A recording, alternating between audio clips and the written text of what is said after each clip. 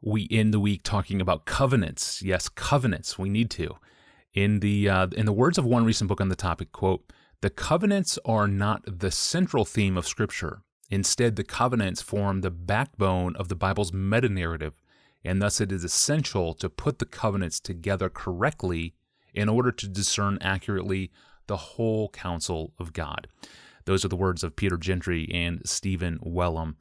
So covenants are a sort of skeletal structure, and we must put them together rightly. And to explain covenants and how they work, I called Dr. Don Carson. On occasional Fridays, I call him up as part of our relationship with our friends at the Gospel Coalition. Carson is the co-founder and president of the Gospel Coalition, and he's the editor of the NIV Zondervan Study Bible, which is the study Bible version of what we're doing in these occasional Friday podcasts. So what is a covenant, and how do they hold our Bibles together? Here's Dr. Carson to explain. Christians know, of course, that the Bible is made up of two testaments. They may wonder from time to time where the word testament comes from. It comes from two passages in the New Testament, one in Hebrews and one in Galatians, where actually the word is properly rendered covenant. It would be easier, it would be more accurate to speak of the Bible as having two covenants, the Old Covenant and the New Covenant. Of course, we've inherited the term testament, so we'll continue to speak of the Bible having two testaments, but the notion of covenant shapes an awful lot of how the Bible is put together rather than testament. Again, we should begin in Genesis 1, 2, and 3 in the Garden of Eden. The word covenant isn't used there, but one of the striking things that we've already seen part of about Genesis 1, 2, and 3 is that those chapters lay a kind of seedbed of notions that are developed in much richer detail farther on in the Bible. The Bible doesn't talk of God as king in those chapters, but he's clearly reigning. The Bible doesn't talk about the church in those chapters, but there's the beginning of his own elect covenant people. The Bible doesn't really talk about blood sacrifice in those chapters, but nevertheless, the covering that God provides for Adam and Eve depends on the death of an animal. The Bible doesn't talk about the Trinity, yet you have these strange expressions like, "Let us make man in our image." And in the same way, the Bible certainly doesn't speak of covenant there, yet there is in some sense what some theologians have called a covenant of works. Probably the best defense of the notion that covenant is introduced in these chapters is the book by Michael Horton called Covenant and Eschatology.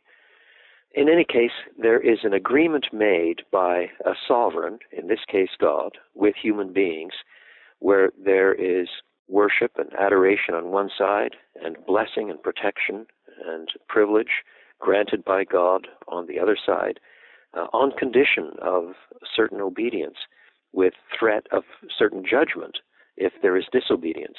That's the setup for the horrible drama of chapter 3, where human beings choose defiance and disobedience and die in multiple ways. I suppose, however, the first covenant that people fasten a lot of attention on is the Abrahamic covenant. But before we get there, there is the Noahic covenant, or sometimes it's pronounced the Noahic covenant, the covenant with Noah. After God destroys the world with water, with only 8 human beings left alive to repopulate the earth again, he promises in grace not to destroy the world again by water. The next destruction of the world will be by fire at the end of the age. That's a theology that is picked up in 2 Peter.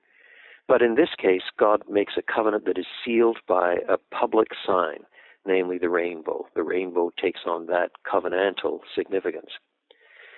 The Abrahamic covenant is much more complicated. It's sometimes called a covenant of promise. It turns on several chapters. First of all, Genesis chapter 12. The Lord had said to Abram, "Go up from your country, your people, and your father's household to the land I will show you. I will make you into a great nation, and I will bless you. I will make your name great, and you will be a blessing. I will bless those who bless you, and whoever curses you I will curse, and all peoples on earth will be blessed through you." Now, the word covenant isn't used there, but there is a flat-out blessing from God with promise not only to Abraham, but through Abraham to all the peoples on earth who will be blessed through him. That's chapter 12. Chapter 15 has a dramatic scene. There, God establishes his covenant with Abram. We read, "After this, the word of the Lord came to Abram in a vision. 'Do not be afraid, Abram. I am your shield, your very great reward.'" Then there's a lot of talk about God's promise that he will provide a son and an heir and an inheritance.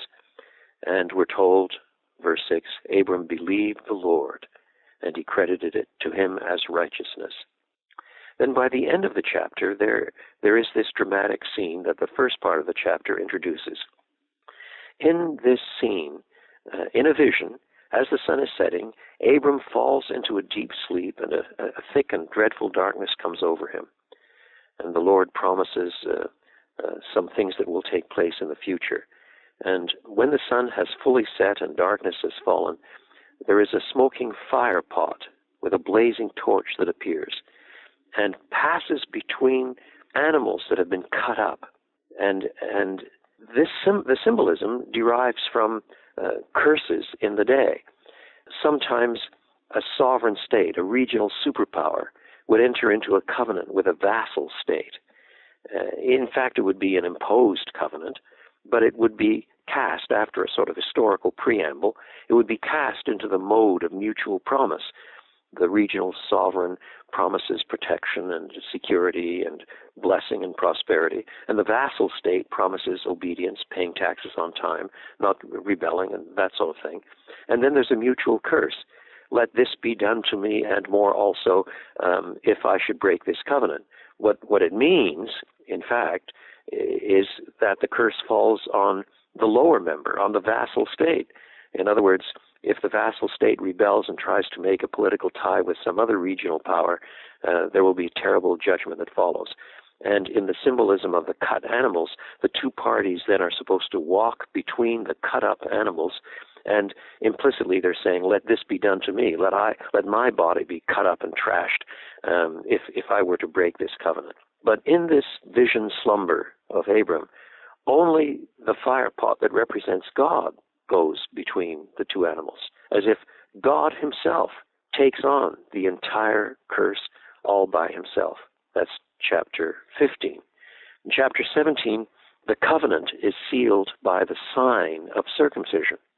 And then in chapter 2 of Genesis, in the testing of Abraham, the almost sacrifice of Abram's son, after God stops Abram from killing the boy, "Do not lay a hand on the boy," the voice from heaven says.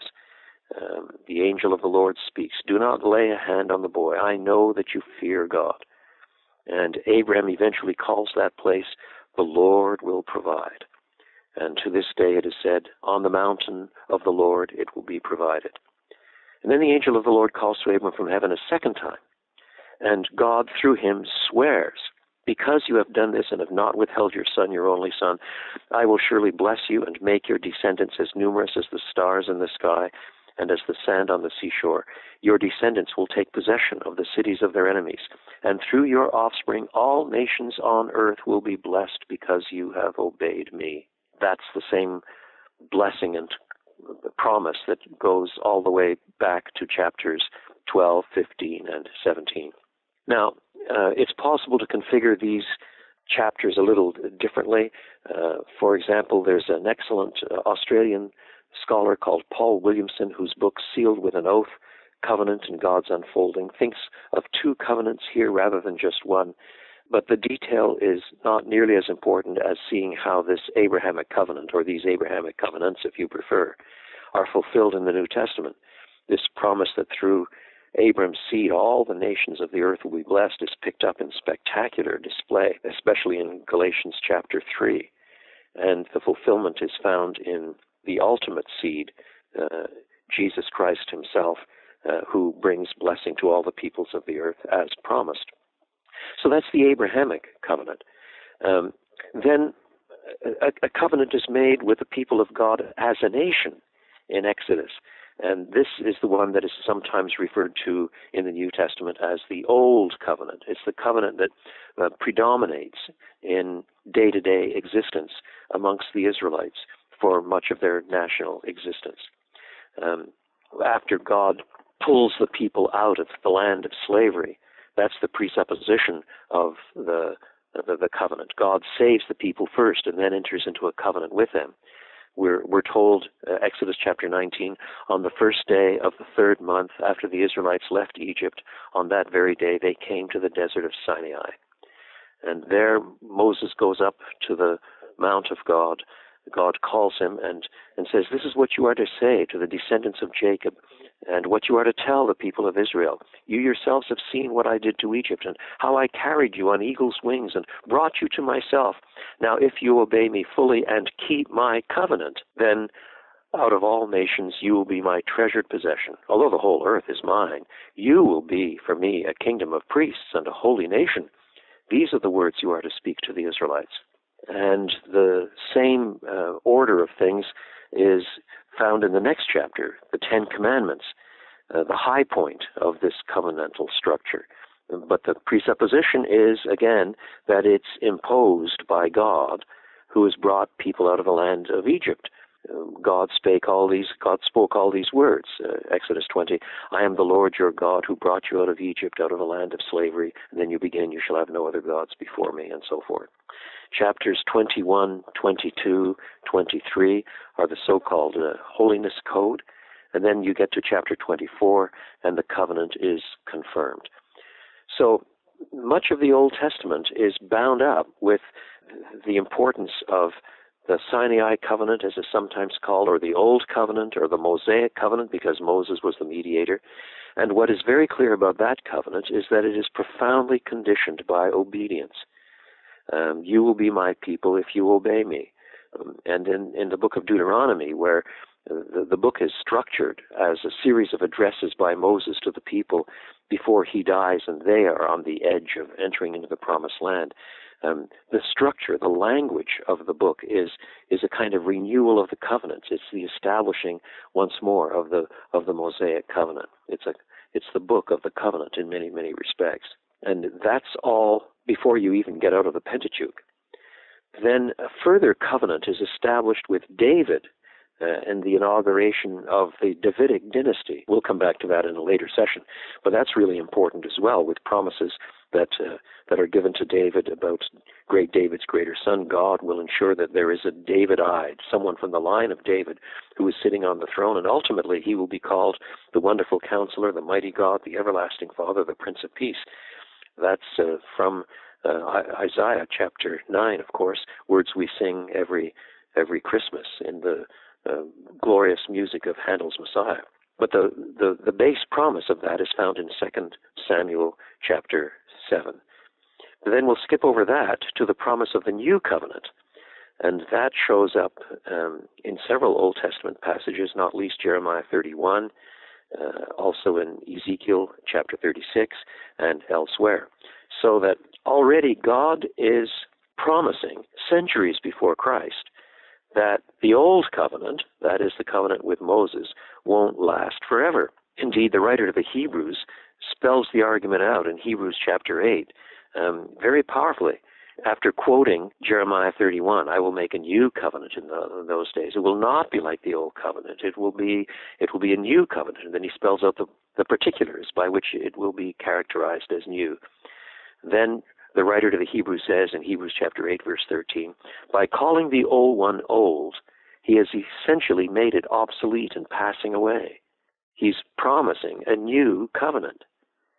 And that's 6 centuries before the coming of Christ, when already there is promise of a new covenant, which raises, of course, all kinds of questions about how the old one will relate to the new one. What things will continue, what things won't continue. For example, according to Jesus in Mark's Gospel, Jesus made certain foods clean. That's in contradistinction to the stipulations of the Old Covenant. We'll come back to those points later in this series as well. But there are points of continuity between the Old Covenant and the New Covenant, and there are points of discontinuity. So now with this multiplicity of covenants, you begin to see how they point forward to the new covenant with Jesus in different ways. The Abrahamic covenant points forward to the new covenant by promising a seed that would bring blessing to the whole earth, and by making of Abraham a prototypical figure of faith. He becomes the father of those who share his saving faith. That argument is worked out, for example, in Romans chapter 4. And the Old Covenant establishes all kinds of structures of right and wrong and blessing and curse and the importance of obedience, but it does not have intrinsic power to transform. That's not the way the Old Covenant is structured. The Mosaic Covenant is structured. But on the other hand, it establishes many precedents and structures. For example, it's under the terms of the Old Covenant that the Ark of the Covenant, as it's called, becomes really important, on which the blood of bull and goat is sprinkled. And this is the place of the tabernacle, the meeting place between God and human beings. It's the organizing of the people of God into a nation state, a covenant people, a kingdom of priests. And all of these things become structures that point forward to and anticipate the covenant people of God when Jesus says, I will build my assembly. I will build my church. He comes as the messianic covenant maker. Now, there are some people who look at the promises of the new covenant in Jeremiah 31 and parallels and say that what is promised is merely the renewal of the covenant. And I would say that they're partly right. That is, there are some elements of the covenant that are being renewed. But nevertheless, the language of Jeremiah 31 is very explicit. It will not be like the Old Covenant in certain particulars that we don't really have time to detail. And that's the language that Hebrews 8 picks up very explicitly. It's the promise of a new covenant that makes the old one obsolete and passing away. If the promise were merely of a renewed covenant, then it would be an improper inference to draw that the old one is becoming obsolete and passing away. And then, of course, when you come to the Passion narrative, at the Last Supper, Jesus takes the cup and says, this cup is the new covenant in my blood. And Hebrews works this out in detail to make it clear that Jesus is the mediator of a new covenant, and he's entering into a better tabernacle. And his sacrifice is complete and once for all and doesn't have to be repeated year after year. And as the mediator of this new covenant, he is able to save to the uttermost all those who come to God by him, precisely because his sacrifice was once for all and does not need to be repeated, and his blood is utterly sufficient in this respect. Now, there are many other things that could be said along these lines. John's Gospel doesn't use the word covenant, for example, but it is replete with covenant themes. There is the promise of land connected in the Old Testament covenant with Abraham, and Christians have disagreed on exactly how those covenantal promises are fulfilled. But one of the recent books in the New Studies in Biblical Theology series, the book by Orrin Martin, Bound for the Promised Land, argues pretty strongly that the ultimate fulfillment is in a new heaven and a new earth. It's more than just the land of Israel, not less. And likewise, there are some differences amongst Christians as to exactly the way the new covenant fulfills the old, but those debates need not detain us here. What is important for our purposes is that this drama of unfolding covenants, and I haven't listed all of them, this drama of unfolding covenants finally brings us to the renewal of the covenant in the Lord's table, and the covenantal seal of baptism, which is held by both Baptists and Paedo-Baptists. They interpret it a little differently, but nevertheless, there is the covenantal seal of baptism that marks out the people of God. And so we are to see ourselves now as people of the new covenant, in continuity with the covenant of grace pronounced to Abraham, in fulfillment of the covenant of law that's worked out with Moses and at Sinai. with typological fulfillments and explicit fulfillments now at the end of the age, in the fullness of time, until we finally land in the new heaven and the new earth, the home of righteousness, the end of all the covenantal promises. Amen. That is so good. From his home office, that was Dr. Don Carson, the co-founder and president of the Gospel Coalition. And for more on these covenants, the covenant with Noah and the covenant with Abraham, and then the Mosaic covenant, the Davidic covenant, and the New Covenant, see Paul Williamson's very good essay at the end of the NIV Zondervan Study Bible, which was edited by Dr. Carson himself. Speaking of theology, on Monday we return with Pastor John, and a listener wants to ask this: is an unlimited atonement more glorious than a limited atonement? And if that question seems foreign, we'll explain it a bit on Monday, and Pastor John will answer it. Thanks for listening to this special episode of the Ask Pastor John podcast with Dr. Don Carson. I'm your host, Tony Rankin. We'll see you on Monday.